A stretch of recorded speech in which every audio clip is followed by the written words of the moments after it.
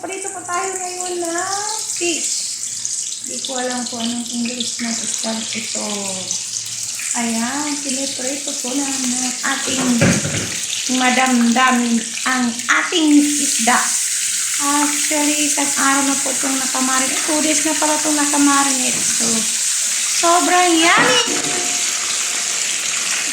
Baliktad na yan.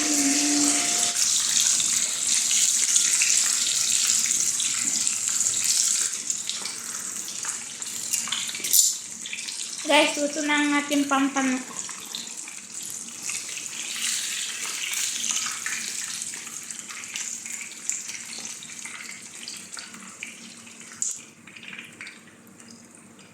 Luto siya.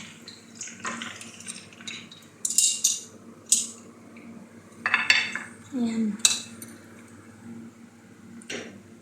Mantika swimming.